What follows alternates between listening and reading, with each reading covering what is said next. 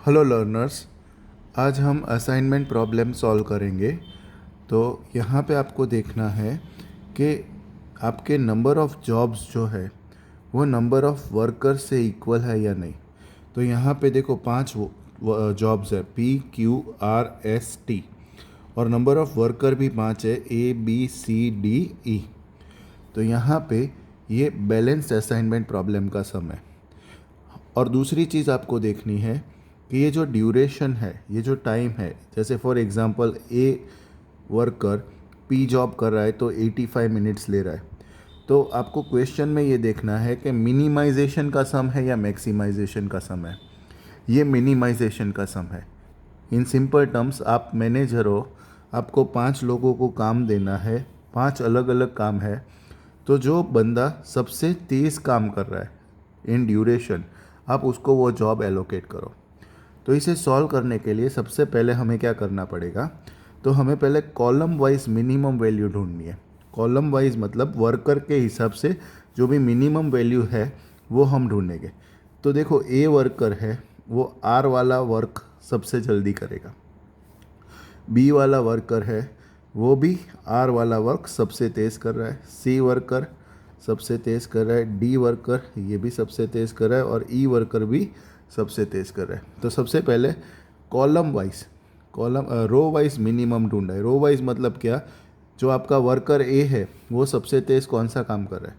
अब इसका second step क्या बनेगा, तो आपको ये रो वाइज रिड्यूस्ड मैट्रिक्स बनाना है। रो वाइज रिड्यूस्ड मैट्रिक्स मतलब क्या, ये जो नंबर है ये आप सब में से सब्सट्रैक्ट कर दो। तो सबसे पहले 85 में से 65 जाएगा तो यहाँ पे बचेगा 20।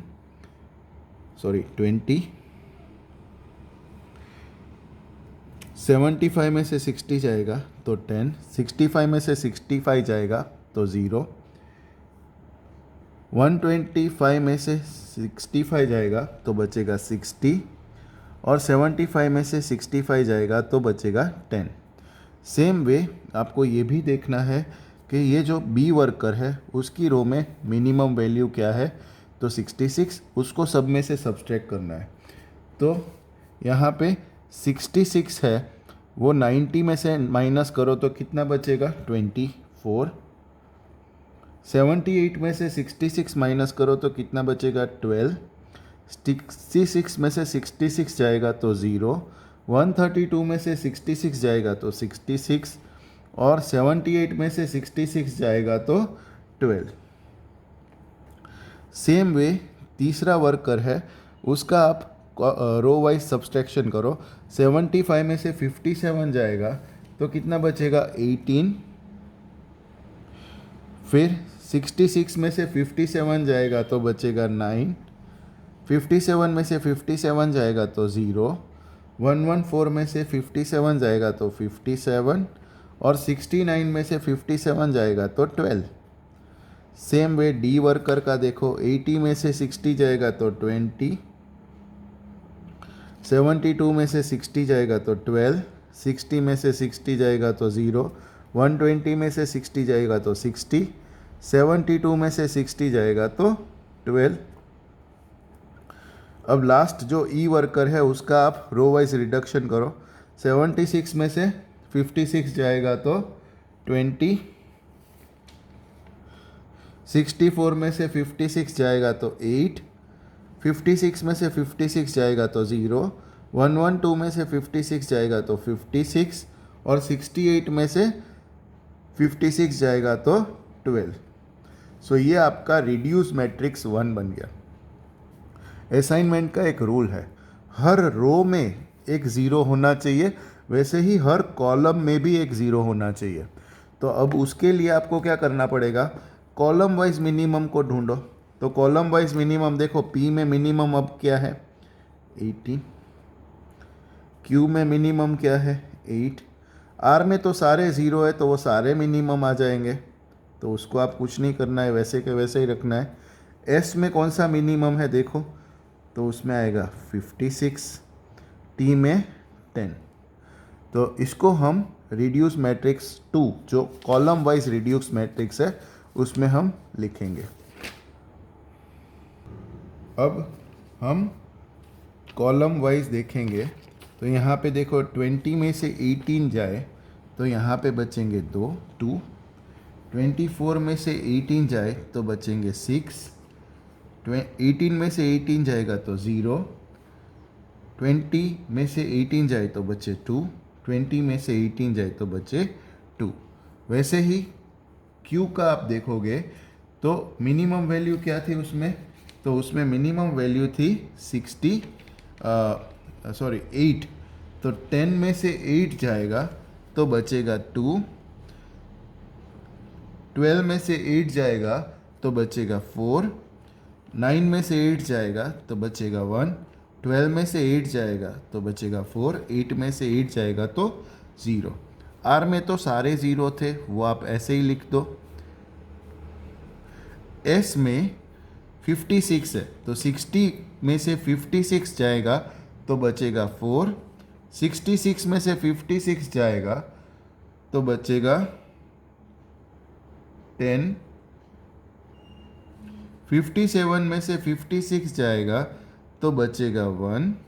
60 में से 56 जाएगा तो बचेगा 4 और यहाँ पे 0। इस तरफ मिनिमम क्या था 10, तो 10 में से 10 जाएगा तो 0, बाकी सब जगह 12 थे तो यहाँ पे 2, यहाँ पे 2, यहाँ पे 2, यहाँ पे 2।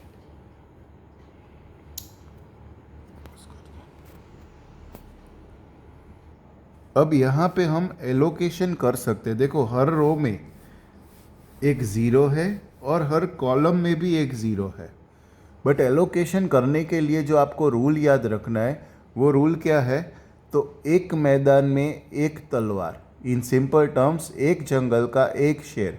तो यहाँ पे आपको जब एलोकेट कर रहे हो तो एक रो में एक 0 या एक कॉलम में एक 0।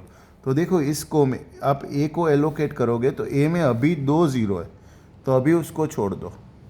उसके बाद बी में एक ही 0 है तो आप बी को पहले एलोकेट करो।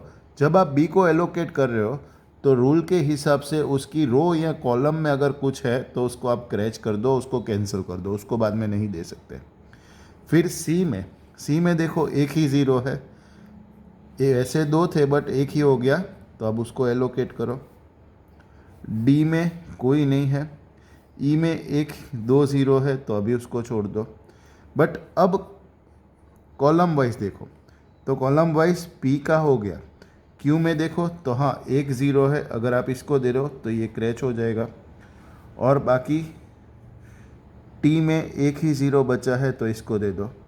तो यहाँ पे आपके नंबर ऑफ एलोकेशन कितने होने चाहिए, नंबर ऑफ रो जितने, बट ये नहीं हुआ तो यहाँ पे ऑप्टिमाइजेशन होगा। अब वो ऑप्टिमाइजेशन का रूल क्या है, तो सबसे पहले आपको याद रखना है कि जिस रो में कोई एलोकेशन नहीं है, जिस रो में कोई एलोकेशन नहीं है उस रो को आप टिक करो।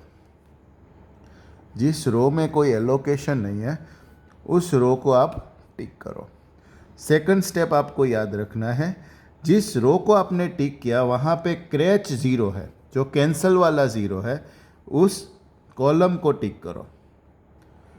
अब तीसरा स्टेप है, जिस कॉलम में आपने टिक किया है उसमें जो एलोकेशन है उस रो को टिक करो। सो 3 स्टेप आपको याद रखने हैं। सबसे पहला स्टेप वापस रिपीट कर रहा हूँ कि जिस रो में एलोकेशन नहीं है, ये जो स्क्वायर बॉक्स है वो एलोकेशन है, जिस रो में एलोकेशन नहीं है आप उसको टिक करो। उसके बाद वहाँ पे जो क्रैच वाला 0 है, क्रॉस वाला 0 है, उसको ढूंढ के वो कॉलम को टिक करो। उसके बाद वो जो टिक हुई कॉलम है उसमें जो एलोकेटेड सेल है, एलोकेटेड 0 है, वो वाले रो को टिक करो। अब बहुत सिंपल रूल है, ये हो जाने के बाद याद रखो जो टिक मार्क की गई है रो उसके अलावा आपको लाइंस ड्रॉ करनी है। मतलब देखो टिक मार्क कहाँ हुआ है, बी और डी, तो ये बी और डी में आपको लाइन ड्रॉ नहीं करनी है, उसके अलावा सी में और ई में आपको लाइन ड्रॉ करनी है। दूसरा, जो टिक मार्क की गई कॉलम है वहां पे आपको लाइन ड्रॉ करनी है। तो ये आपका एक इटरेशन 1 या ऑप्टिमाइजेशन प्रोसेस है। अब यहाँ पे आपको 3 चीज़ याद रखनी है। सबसे पहली चीज़, जो रो या फिर जो कॉलम आपने लाइन बनाई है, तो लाइन के वेरिएबल्स को आप टच नहीं करोगे, उसको ऐसे ही वापस दूसरे टेबल में लिखोगे। दूसरा रूल, जहाँ पे ऐसे इंटरसेक्शन होगा तो वहाँ पे पहले सबसे पहले बाहर जो ज़ीरो, सारे ज़ीरो कवर हो गए, आपने वेरीफाई किया, तो जो एलिमेंट बाहर है उसमें से जो मिनिमम एलिमेंट है वो इंटरसेक्शन पे आपको प्लस करना है, वो इंटरसेक्शन पे आपको प्लस करना है, और जो लाइन के बाहर है उसमें से माइनस करना है। तो ये 3 रूल वापस समझा देता हूँ। सबसे पहला आपको देखना है, जब लाइन बन रही है तो सारे ज़ीरो कवर हो चुके हैं, सारे ज़ीरो लाइन पे आ जाने चाहिए। दूसरा, जो मिनिमम वैल्यू है, जो लाइन पे नहीं है वैसी मिनिमम वैल्यू है, उसको आप मार्क करो। इंटरसेक्शन पे वो मिनिमम वैल्यू प्लस करो। लाइन में जो एलिमेंट है उसको वापस ऐसे कैसे रखो, और जो बाहर एलिमेंट है उसमें से माइनस करो। तो देखो यहाँ पे 2 है वो लाइन पे है, तो उसको ऐसे ही लिखो। यहाँ पे जो 2 है वो लाइन पे है, उसको ऐसे ही लिखो। यहाँ पे इंटरसेक्शन हो रहा है, प्लस बना रहा है, तो जो मिनिमम वैल्यू बाहर था 2, उसको वहाँ पे 0 + 2 करो तो +2। यहाँ पे 4 लाइन पे है तो ऐसे ही रखो, 0 लाइन पे है तो ऐसे ही रखो। दूसरी लाइन में 6 लाइन पे नहीं है तो 6 - 2 यहाँ पे 4 बन जाएगा, 4 - 2 यहाँ पे 2 बन जाएगा। 0 लाइन पे है उसको ऐसे ही रखो। 10 में से 2 जाए तो 8, 2 में से 2 जाए तो 0। सेम वे सी वाली रो देखो, वहाँ पे 0, यहाँ पे 1, ये 0 और 1 दोनों लाइन पे है, उसे ऐसे ही रखो। बट ये वाला जो 0 है वो इंटरसेक्शन पे है, तो 0 + 2 यहाँ पे 2, 1 ऐसे ही और 2 ऐसे ही, बिकॉज लाइन पे है। अब डी वाली कॉलम देखो, डी वाली रो देखो, यहाँ पे 2 - 2 0, 4 - 2 2, 0 लाइन पे है, 4 - 2 2, 2 - 2 0। लास्ट वाली जो रो है ई, उसमें देखो 2 लाइन पे है तो उसे ऐसे ही रखो, 0 ऐसे ही रखो। जो वाला दूसरा 0 है वहाँ पे इंटरसेक्शन हो रहा है, तो वहाँ पे 0 + 2 2, और बाकी का 0 ऐसे ही और 2 ऐसे ही। अब ट्राई करो एलोकेट करने के लिए। देखो ए वाली रो है, जो ए वाली रो है उसमें आप देखोगे तो एक ही 0 है, तो सबसे पहले उसे आप एलोकेट करो। बी वाला अभी जो है, बट ये आप क्रैच करोगे तो यहाँ पे एक ही 0 है, तो एलोकेट करो। सी वाला जो रो है उसमें एक ही 0 है, तो उसे एलोकेट करो। डी वाला जो रो है उसमें तीनों 0 कट हो गए, बट ई जो है उसमें 2 है। बट आप जब वर्टिकली देखोगे तो आप इसको एलोकेट करोगे, यहाँ पे वापस क्रैच हो जाएगा। अब यहाँ पे वही प्रोसेस वापस रिपीट करना है। सबसे पहला प्रोसेस क्या था, तो जहाँ पे एलोकेशन नहीं है, जहाँ पे एलोकेशन नहीं है उस वाली रो को मार्क करो। वो जो एलोकेशन नहीं है उसमें जो क्रॉस वाले 0 है वो कॉलम्स को मार्क करो। अब जो कॉलम्स आपने मार्क की उसमें जहाँ जहाँ एलोकेशन है उसे टिक करो। जैसे फॉर एग्ज़ाम्पल ये पी वाली कॉलम में सी में यहाँ पे मार्क करो एलोकेशन है। ये जो आपका आर वाला कॉलम है उसमें बी पे मार्क करो, और जो आपका टी वाला कॉलम है उस पे ए पे मार्क करो। अब रूल वही रहा, जो टिक की गई कॉलम है उस पे आप लाइन नहीं ड्रॉ करोगे, जो अनटिक वाली रो है उस पे आप टिक लाइन बनाओ। तो यहाँ पे सिर्फ एक ही लाइन बनेगी जो ई है, और जो कॉलम्स है जहाँ पे टिक है वहाँ पे आप लाइन बनाइए। तो ये एक लाइन बनी, ये दूसरी लाइन बनी, ये आपकी तीसरी लाइन बनी। वापस रूल वही रहा, जो लाइन पे है उसे आपको टच नहीं करना। इंटरसेक्शन पे मिनिमम वैल्यू क्या है यहाँ पे 1, वो आपको प्लस करना है। बाहर जो लाइन पे एलिमेंट नहीं है उसको माइनस करना है। तो यही सारी प्रोसेस हम वापस रिपीट करेंगे। तो यहाँ पे देखो आइट्रेशन 2 वाला टेबल, यहाँ पे क्या करोगे, देखो 2 लाइन पे था उसे ऐसे ही लिखो, 4 लाइन पे है उसे ऐसे ही लिखो, 0 लाइन पे है उसे ऐसे ही लिखो, 0 लाइन पे है उसे ऐसे ही लिखो, बट 2 है वो इंटरसेक्शन पे है, तो 2 + 1 यहाँ पे हो जाएगा 3। सेम वे ये जो 2 है उसमें लाइन पे नहीं है, तो यहाँ पे 2 - 1 1, 2 - 1 1, यहाँ पे 0 क्योंकि 1 - 1 0, 2 - 1 1, और यहाँ पे हो जाएगा 0 क्योंकि ये 0 लाइन पे है। वैसे ही ये देखो R वाली कॉलम पे 2 है वो लाइन पे है, तो उसे ऐसे ही लिखो, 0 लाइन पे है, 2 लाइन पे है, 0 लाइन पे है, बट ये वाला 2 इंटरसेक्शन पे, तो यहाँ पे +1। सेम वे S वाली देखो, तो S में 4 - 1 3, 8 - 1 7, 1 - 1 0, 2 - 1 1, और ये जो 0 है वो लाइन पे है तो ऐसे ही रखो। अब यहाँ पे देखो 0 0 2 0, ये चारों लाइन पे थे, बट यहाँ पे 2 था वो इंटरसेक्शन पे, तो 2 + 1 3। अब यहाँ पे वापस आपको एलोकेशन करना है। तो देखो यहाँ पे पहले ए वाली लाइन में कितने 0 है, एक ही 0 है, आप उसको एलोकेट करो। आप इसको एलोकेट करोगे तो ये दोनों क्रैच हो जाएंगे। बी वाला देखो, तो बी में अब कितना 0 है, एक ही 0 है, तो ये क्रैच हो जाएगा।